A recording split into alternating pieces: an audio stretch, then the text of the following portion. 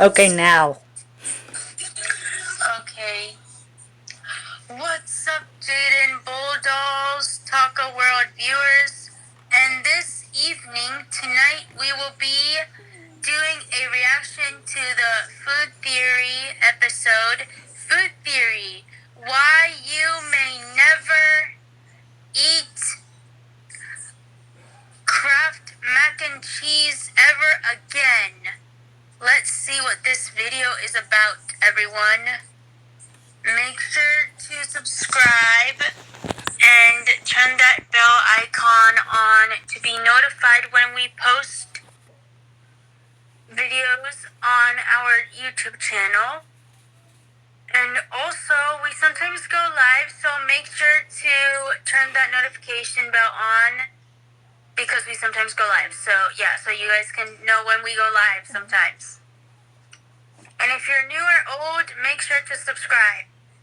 And make sure to like that video and comment. Thank you very much, everyone, for coming, and also for coming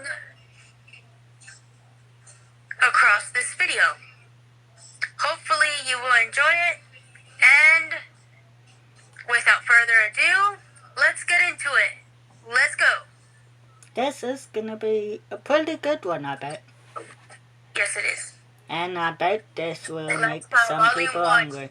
Alexa, Volume 1. This will probably make you a little hungry. Yeah, I will.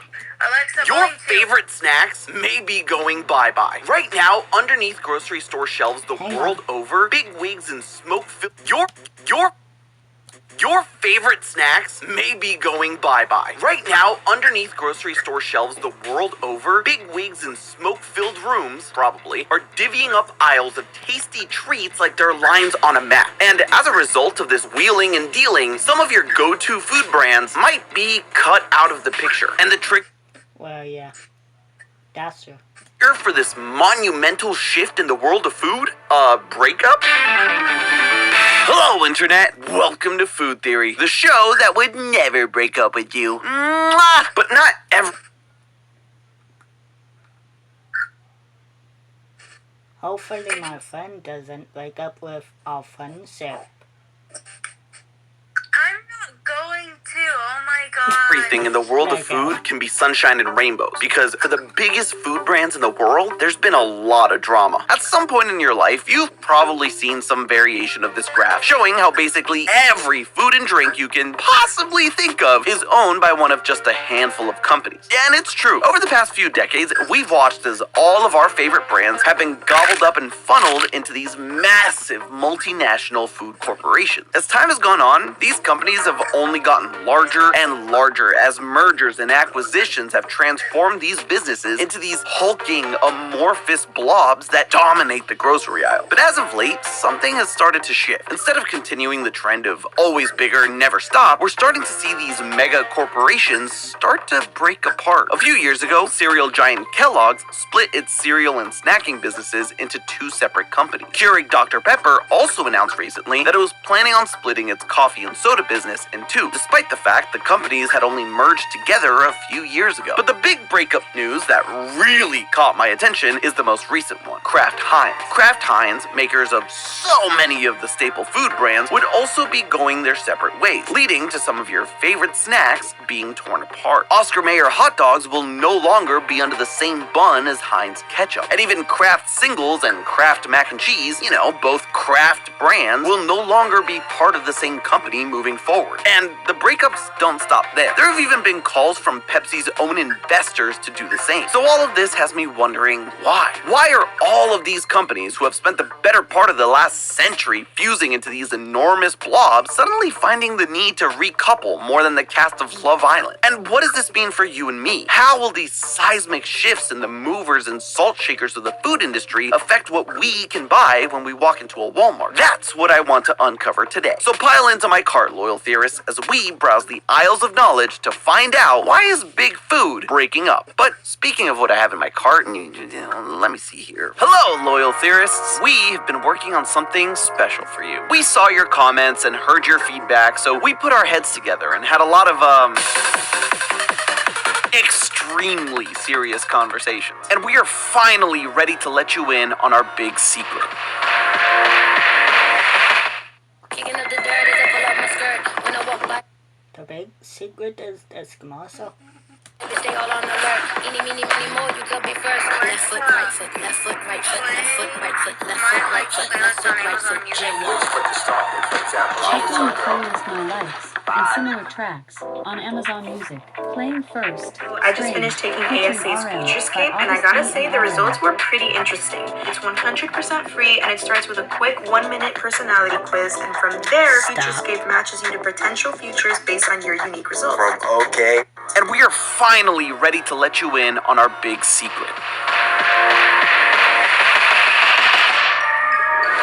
That's right, we are so back! TheoryWare has returned, and this time the gang's all here. Get ready for new shirts, new hoodies, and new accessories featuring all 5 channels in the Theoryverse you know and love. No matter which channel's your favorite, GT Live, Style, Game, Food, Film, Food, you're represented here. And who knows, I've heard TheoryWare can be a great conversation starter.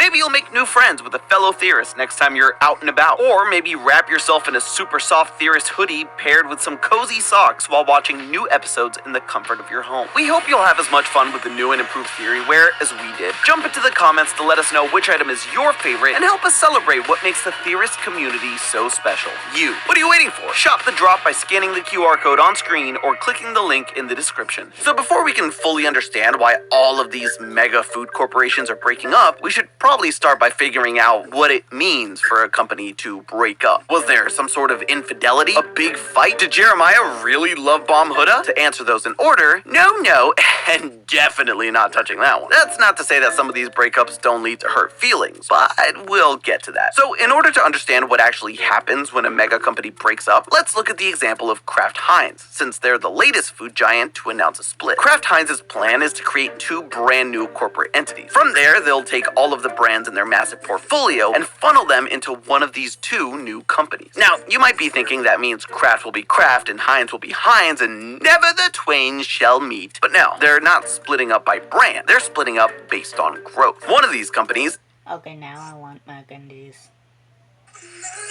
temporarily called Global Taste Elevation Co. Doesn't that make the old stomach rumble? We'll take all of the lucrative sauces, spreads, and seasonings, as well as shelf-stable meals. These are things like Heinz ketchup and Philadelphia cream cheese, as well as Kraft mac and cheese. Meanwhile, the other company with the equally lame and temporary name, North American Grocery Co., will take on Kraft Heinz's more legacy brands like Oscar Mayer and Lunchables, as well as Capri Sun and Maxwell House. And yes, as I mentioned earlier, Kraft Singles will now be separated from its brother in cheese thanks to this divorce. But why divvy up the company like this? It makes sense when you take into account that these companies will not just have different brands, but totally different business models. The Sauces and Spreads company will have a global focus, attempting to grow and spread into as many markets as possible as quickly as possible. Like the Joker said, rip my boy Heath, Aggressive expansion. Meanwhile, the grocery company will focus solely on the North American market, where they already have a dominant footprint, and will instead emphasize becoming more efficient and making slow but steady growth. And while all of that seems convoluted, because it is, it's not the first time a company has chosen to split up like this. Back in 2023, when Kellogg's bifurcated into 2 companies, one of the new companies, WK Kellogg, took control of the legacy North American cereal brands, like Corn Flakes and Fruit Loops. Meanwhile, the other company, Kellanova, took ownership over the lucrative, global-focused snack brands, like Pringles and Pop-Tarts. But what made the Kraft Heinz breakup so unique is just how spectacularly awful the marriage had been in the first place. You see, Kraft and Heinz had only recently come together, around 2015. And when the 2 companies fused, all signs pointed to this being Gogeta levels of awesome. The merger of the 2 food giants was mostly spearheaded by one man, the Oracle of Omaha, Warren Buffett. And if you don't know who Warren Buffett is, he's basically the single most prolific and successful investor of all time, currently sitting as the 10th richest person in the world with a net worth of nearly $150 billion. And in the process, he developed his stellar reputation of always betting on safe, reliable investments. And so, when Warren Buffett is the one heading up the merger of two of the biggest food companies in the world, with decades of brand loyalty, allowing both companies to become more efficient and have a bigger market share, people thought, what could possibly go wrong? And it turns out, everything. Despite seeing an initial surge post-merger, ever since 2017, Kraft Heinz's stock price has Find styles that feel more you than ever, without compromise. Max what makes you, you.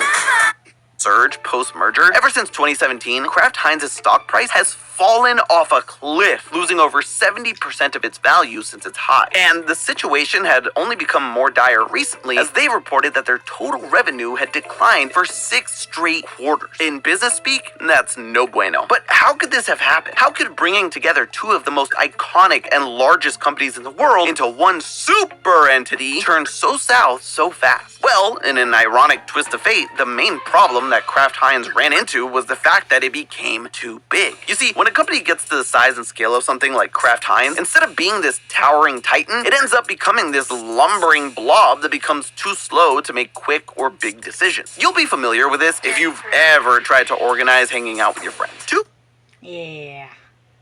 people can plan a multi-week long vacation with ease. But have you ever tried getting 7 people to just agree on where to go to dinner? It's a nightmare. Bigger does not always mean easier. Now, imagine being a company with over 200 brands across 55 different categories, spread over 150 countries. Yeah, it's gonna be hard to make any meaningful changes. There's only so much time and resources available. And so, when a company gets as large as Kraft Heinz, they're forced to focus their efforts on brands and products that will generate them the most profit quickly. I mean, someone has to look out for the poor, helpless shareholders. And so, by Kraft Heinz's logic, by splitting the company in two, each individual company can focus their attention and resources on a smaller pool of brands and be better able to adapt to the differing challenges that each one faces. For example, while the sauces and spreads business might need to focus on getting Heinz ketchup on shelves in more and more countries, the grocery business can instead focus domestically. Since Oscar Mayer already has full market saturation in the US and Canada, they can aim to cut costs and try to compete in the hyper-competitive North American market. But, of course, I've been around the block a few times. I've seen companies make these sorts of moves, promising to increase profits and innovation. So, I gotta ask, who really benefits from this sort of corporate unmerger? I mean, at this point, isn't it obvious? It's the shareholders. Will no one think of the shareholders? With Kraft Heinz stock in the toilet, something has to be done to turn things around, or some investment banker might be forced to sell their second yacht, and nobody wants that. Now, all kidding aside, it's not like Kraft Heinz is keeping this a secret. In their press release announcing the breakup, they said that one of the big rationales behind the split was to increase Never said this was a singing reaction. shareholder value. It also makes the idea of investing in these companies much simpler for shareholders, because life is just so hard and complicated for them as it is. But in the case of Kraft Heinz, if you're interested in a company with high growth potential, a real high risk, like in battle or something. I didn't know the drama. Like, I don't focus on the drama of the companies, of those companies that sell food. I just focus on the food. That's all. Yeah, instead of having battles, why not get along? Yeah. Yeah, mostly we care about food. high reward, the sauces and spreads company is the clear option. But if you're interested in a company whose business is focused more on slow but reliable growth, then the grocery company would be a very Buffettian investment. And yes, I did just coin and trademark that. And speaking of Buffett, as the architect of the Kraft Heinz merger, you shouldn't be too shocked to hear that he's not the biggest fan of the inevitable breakup. Although he does agree that in hindsight, the merger was probably a mistake. He also doesn't believe that breaking up will solve any of Kraft Heinz's problems and could open them up to even more risk. But despite his reservations and despite owning over a quarter of the entire business, the breakup of Kraft Heinz is moving forward. So it is happening, folks. And unsurprisingly, splitting up the assets of a multinational food conglomerate is going to have some effects on, the food. So the real question is, how will this breakup affect us, everyday consumers? While I do like corporate restructuring and stock price price fluctuation as much as the next guy. No, seriously, I actually find this stuff super fascinating. But let's be real. At my core, I'm a food guy. And so what I really want to know is how all of these corporate breakups and shakeups are actually going to affect my favorite treats. Will some of my go-to snacks end up disappearing from grocery store shelves? Or will everything remain the same and this will all have amounted to nothing more than a corporate shell game? Well, that depends on how the new companies spun off from these breakups react to the real cause of their stunted growth, the consumers. That's right, the thing that these amorphous corporate blobs got too big to effectively adapt to is the ever-changing consumer. As one example, take the near infinite amount of variety of products we see nowadays. I mean, who exactly is asking for Selena Gomez flavored Oreos? I know I'm not. Hot take, the only flavors of Oreos we actually need are double stuff. No, that's it. And it seems the bigger the corporation gets, the more they think that consumers want a never-ending well of variety that, I'll reiterate, no one asked for. One more time for the people in the back. No one asked for! I mean, sure, the occasional limited-time Coke flavor is fun. Bring back Oreo Coke, you cowards. But do consumers actually want original Heinz ketchup? Heinz with no artificial sweeteners. Heinz with no salt added. Heinz with a blend of veggies. And Heinz organic certified? And each new product or SKU, as the biz kids call it, that you bring to market requires more marketing, more factory time, more complex supply chains. All that serves to do is to drive up the cost for products that may or may not be what consumers are actually clamoring for.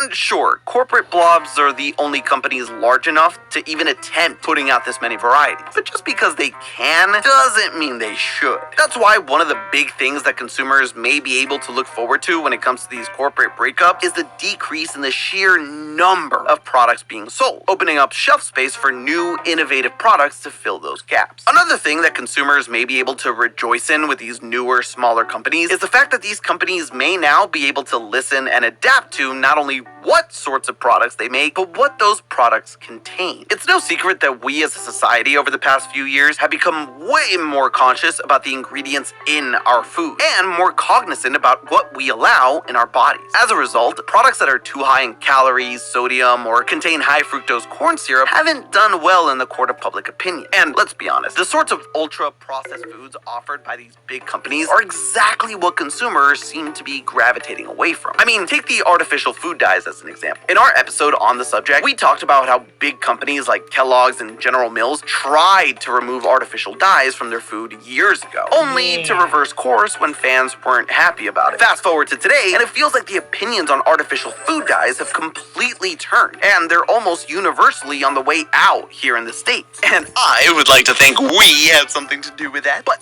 therein lies the problem. These massive corporate blobs are just ill-equipped to handle how quick public sentiment can change on a dime. They operate on the speed of quarterly earnings reports, not TikTok trends. Therefore, theoretically, a smaller company, not weighed down by all the blobbiness, should be able to put out products that meet society's ever-changing tastes. Literally. And do you know what else consumers really care about? Price. Yep, what discussion about big mega corporations and food would be complete without discussions of inflation? Woohoo! But in all seriousness, let's look again at a company like Kraft Heinz. Like many food brands, Kraft Heinz did moderately well during the pandemic as most of us stayed home, snacked, baked, fun COVID stuff. However, post-pandemic prices for Kraft Heinz products only continue to rise thanks to a mix of supply chain issues and, of course, corporate greed. I mean, a 14-ounce bottle of Heinz ketchup costs almost $3 today. Meanwhile, Walmart's great value brand is just under $1. And let me tell you, Heinz is not 3 times better tasting to justify that price. And frankly, the super large corporate blobs just haven't had much of an incentive to try and drive costs down. They raised prices and people still bought them. But now, we have had enough. More budget-friendly consumers gravitated towards generic or store brand options. Meanwhile, customers with a little bit more money to spend decided to splurge on more premium brands with supposedly healthier, locally sourced ingredients. So let's take Kraft Heinz again as an example, specifically that slow-growth grocery business they're spinning off. Without the high-margin sauces and spreads flying off the shelf, the grocery side of the business will be forced to keep the cost of their wieners low in order to stay afloat. With all that being said,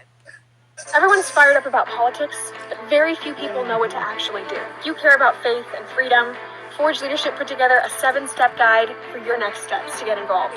Tap below.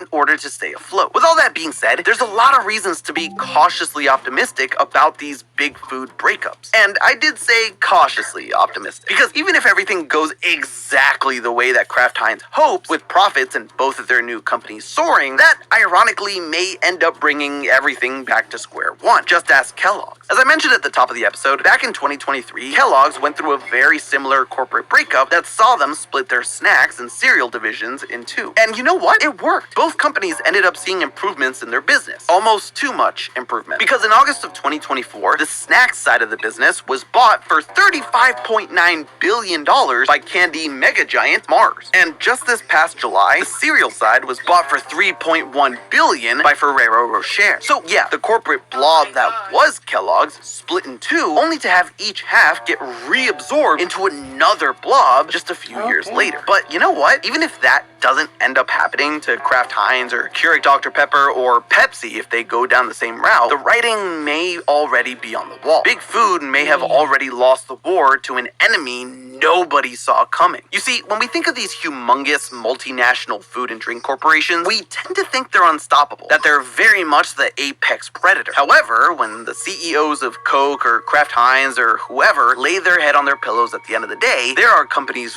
far bigger than them that keep them up at night. And let's just say they offer customers a great value. That's right, we're talking about store brands. We already touched on this a little bit earlier, but cost has increasingly become a big factor for consumers when deciding which sort of drink and snacks they're gonna buy. So it should be no surprise that customers would rather buy the $1 great value ketchup from Walmart than pay triple the price for what is more or less the exact same product. And no matter what they do, even if splitting up their companies works perfectly and they're able to drive costs down for consumers, let's be honest, when it comes to cost, they're never gonna be able to compete with the likes of Walmart or even Costco's Kirkland brand. We think of Coke and Pepsi as these massive companies, and they are, but compared to Walmart and Costco, they're small potatoes. Forget all of Costco. If the Kirkland brand alone was spun off into its own company, it would bring in more annual revenue than Kraft Heinz or Coca-Cola. That's the sort of difference we're talking about here. And since Walmart and Costco make ungodly amounts of money every year, and because they own the stores, they can afford to always make sure their price is at bargain levels, even if it means cutting into profit or even taking a hit. Costco hot dog combo, anyone? And that is where Big Food is really in trouble. Because as the old adage goes, once you go generic, you don't go back to the name brand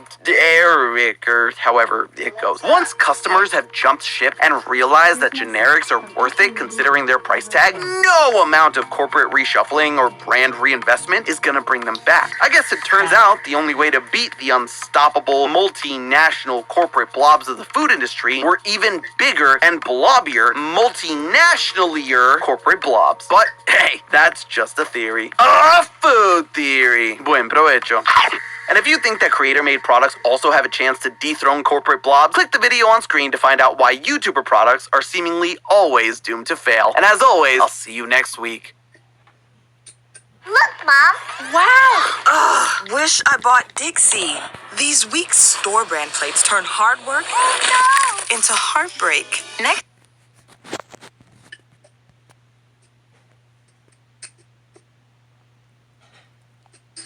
That was a pretty good reaction.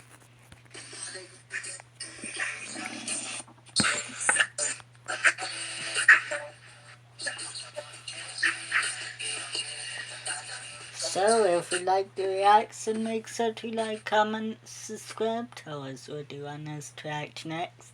10 out of 10 on this video, 10 out of 10 on this reaction. Let us know. Definitely a 10 out of 10. Definitely. Why did you like it? I really liked it. I like learning about like all what's going on with like all these types of companies. Well, yeah, that's true.